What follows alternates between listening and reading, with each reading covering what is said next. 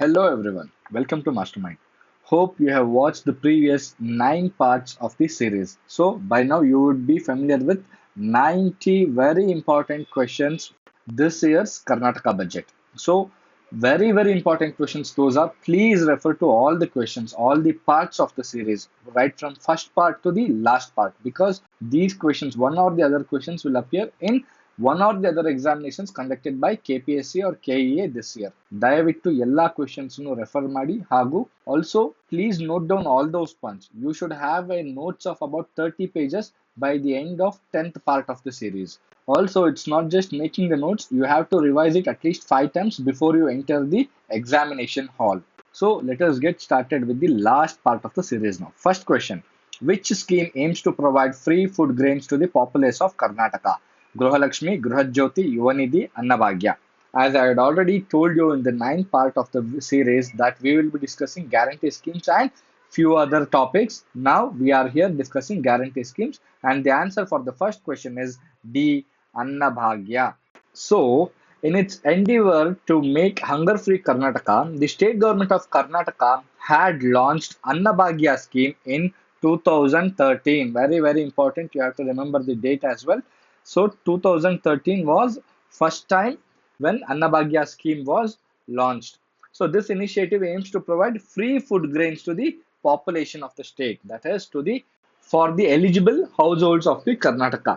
However, the Congress government made a promise as one of their guarantees in 2023 election, saying that it will provide additional 5 kilograms of food grain upon assuming the office. So, and Congress government came to power in 2023, as all of you know. So, according to government, beneficiaries enrolled in the Anabhagya scheme who previously received 5 kilograms of rice per month will now be entitled to double the amount, that is 10 kilograms of rice monthly. And this initiative is also referred as Karnataka Free Rice Distribution Scheme, and it serves as a vital aid program targeted at supporting individuals from disadvantaged segments of the society. The primary objective behind the launch of Karnataka Annabhagya Scheme 2023 is to ensure that impoverished households, that is poor households, encompassing those holding Antyodaya Anna cards and priority household ration cards, receive a monthly allocation of 10 kilograms of rice. Very important, 10 kgs of rice. Therefore, anyone with a BPL card or Anna Antyodaya or PHH card can claim the benefits of Annabhagya scheme. This scheme aims to combat hunger and food insecurity within the Karnataka state by providing complementary rice supplies. It also endeavors to guarantee that no individual or no person in Karnataka experiences hunger, ensuring those in need have consistent access to an ample food inventory. However, faced with challenges in rice procurement, the state government had to come up with new solution. Consequently, a direct cash transfer scheme was implemented. So the state government promised 10 kgs of rice. So they were giving 5 kgs of rice earlier. Now they had to give an additional 5 kgs of rice, which they were not able to give due to lack of procurement of rice. So now state government decided instead of giving 5 kgs of rice, they came up with a solution for direct cash transfer scheme, and according to this, rupees 170 per month was credited to the account of the beneficiary. So that is equivalent to rupees 34 per kilogram of rice. So 1 kg of rice costed rupees 34 for the government. So 5 kgs means 170 rupees per month. So the state government has claimed that it is transferring 170 per month to the account of the beneficiaries. So as part of this initiative, the government has claimed to have transferred rupees 4,595 crore to 4.02 crore beneficiaries as of today. So 4.02 crore here it is given in the budget. So whereas here in the picture 4.42 crore, don't be confused, or it's not an important information. Please ignore that information. Just remember what is Annabhagya scheme. Second question says, what is the primary objective of the Gruhalakshmi scheme? So the right answer is option B, financial empowerment of women. So Gruhalakshmi is an ambitious initiative aimed at fostering the financial empowerment of women in the state of Karnataka. Under this program, rupees 2,000 will be allocated to the women heading each household, that is to the female head of every family or Yajamani as it is called in Kannada. According to the Kutumba software database, 1.33 crore women leading families with APL, BPL or Antyodaya Anna Yojana ration cards have been identified as eligible recipients. So here even APL females are considered, whereas in the Anabhagya APL is not considered. Please remember. As of the end of January 2024, 1.17 crore women have enrolled in the scheme, resulting in a direct transfer of rupees 11,726 crore into the accounts of the beneficiaries. For the fiscal year 2024-25, that is for this year, so it has been announced in the budget that rupees 28,608 crore has been allocated for this Gruhalakshmi initiative. This financial assistance aims to enable women to pursue various income generating activities and also meet their daily household expenses. Third question says, under which scheme are domestic consumers provided with free electricity up to 200 units in the state of Karnataka? The right answer is option B, Gruha Jyothi. So, the Gruha Jyothi guarantee scheme is effective from July 1st, 2023 in the state of Karnataka, and it offers free electricity up to 200 units for domestic consumers. Remember, 200 units. Currently, 1.65 crore domestic consumers are registered under this scheme, and up to 5 crore domestic consumers are benefiting from free electricity. What is the meaning? So 1.65 crore domestic consumers means households. So 1.65 crore households are benefiting, and in each household, if you consider about 3 people are there, then approximately 5 crore domestic consumers are benefiting from the free electricity. Furthermore, the beneficiaries of schemes such as Kutira Jyothi, Bhagya Jyothi and Amrita Jyothi and other schemes are also now coming under the scope of Gruha Jyothi scheme. Very, very important. And additionally, for consumers with an average consumption below 48 units, it has been decided to provide an additional 10 units of electricity rather than a 10% increase. I have explained what this is in one of the earlier videos. Please refer to all the videos to know the correct and exact meaning of this particular statement. This was announced in this year's budget. Fourth question says, what is the primary focus of the Yuvanidhi Plus initiative? Providing free food grains, financial empowerment of women, offering employment preparedness and skills training, providing free bus travel privileges. The right option is option C, offering employment preparedness and skills training. So, Yuvanidhi is a scheme designed to provide reassurance and financial support to unemployed youth as they actively seek employment opportunities. So, it was launched on Swami Vivekananda's birthday, that is on January 12th, which is celebrated as National Youth Day throughout the India. So, this scheme offers a monthly unemployment allowance for those people who are unemployed. For those youth who are unemployed, rupees 3,000 will be given to unemployed degree holders, while rupees 1,500 will be given to unemployed diploma holders. Additionally, participants will receive skill development training from the Department of Skill Development. So, Department of Skill Development is also going to skill these people so that the employability of these job seekers will increase. So, over 1 lakh youths have enrolled in the scheme with a total unemployment allowance of rupees 20 crore being dispersed through DBT, that is direct benefit transfer.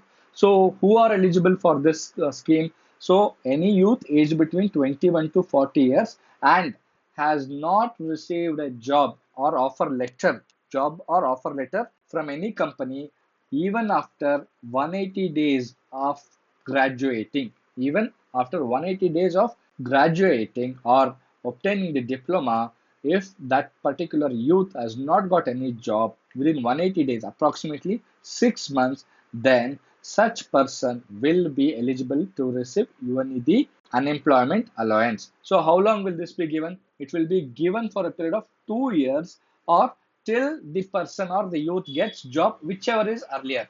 So he will be given an unemployment allowance for 2 years, maximum 2 years. So within 2 years, if he gets job, then this particular allowance will be stopped. So this is all about Yuvanidhi scheme. I have told about Yuvanidhi Plus in one of the earlier videos. You have to watch all the videos to know all the important concepts of the budget series. Fifth question says, which scheme offers free bus travel privileges to women, girl students and gender minorities? Anabhagya, Gruhalakshmi, Gruha Jyothi, Shakti scheme. So you can see here that I have kept the options fairly simple because I don't want you confused. I want you to learn the scheme. That is why I have kept the options simple. I could have made the options more complex like Shakti, Samparka, Sarige, Sarathi, etc. But I have not made that, only to make you learn the scheme. Our intention is to make you learn the scheme, not to confuse you in this particular series. So the right option is option D, Shakti scheme.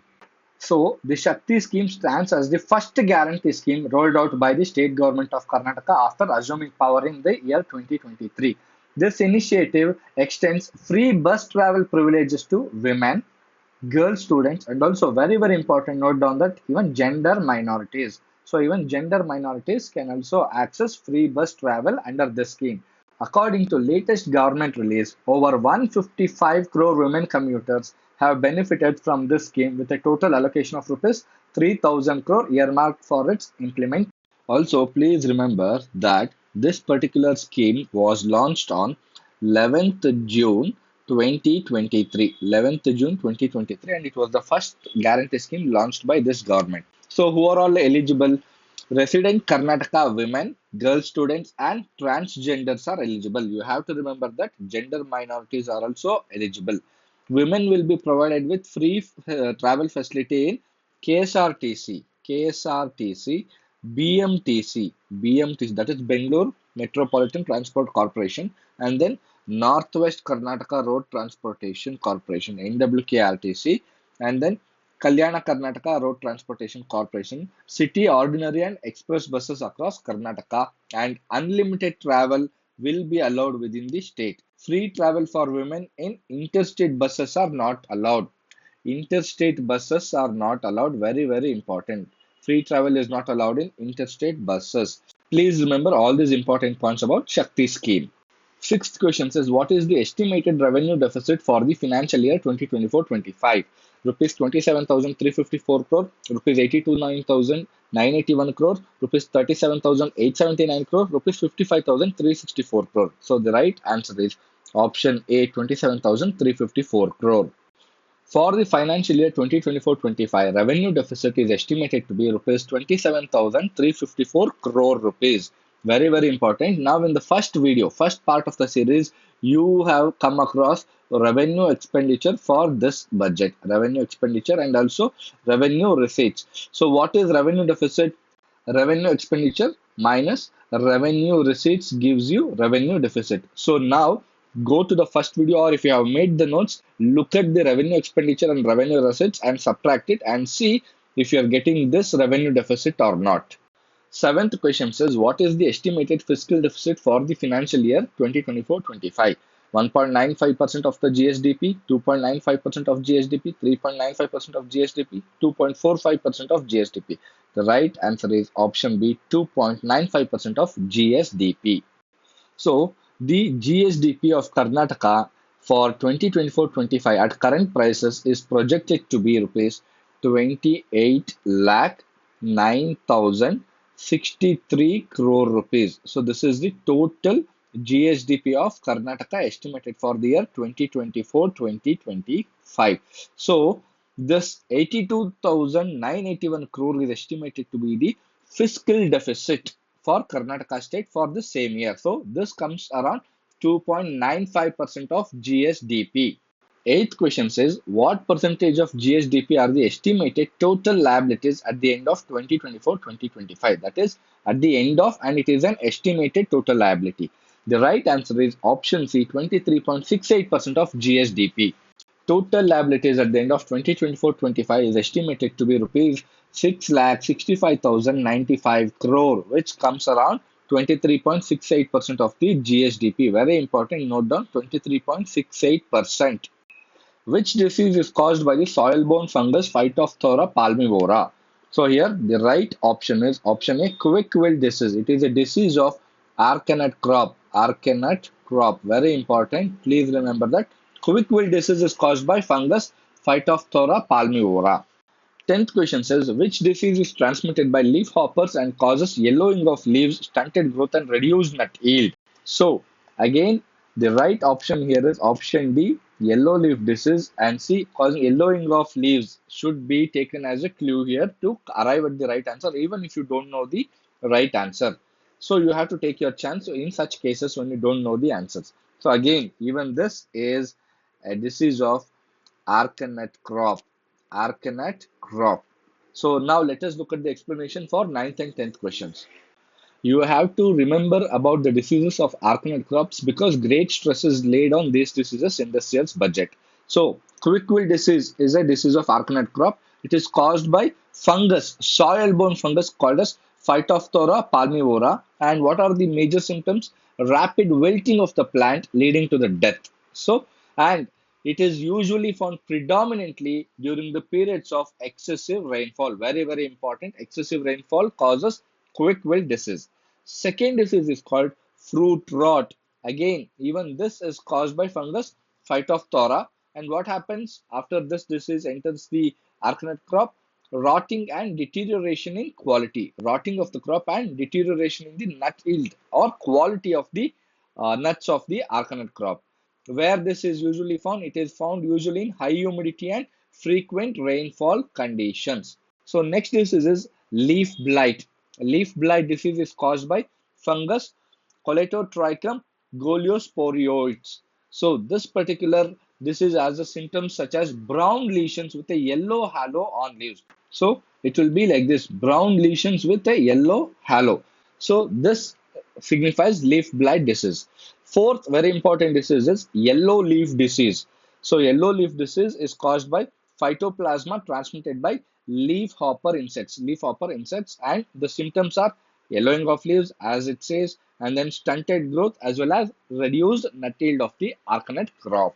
Remember these diseases, it will be helpful for mains as well as prelims as well. With this, we have come to the end of a great series on the Karnataka Budget 2024-25. So in this series, we have seen 100 very important questions related to budget, its numbers, schemes, initiatives, and other programs that were mentioned in the Karnataka budget. So along with this, we have seen 2 to 3 important current affairs that were related to the budget news as well. So with this, we are ending this series. Please refer to all the 100 MCQs and make notes of it and revise it thoroughly before going to the examination hall. So thank you and all the best.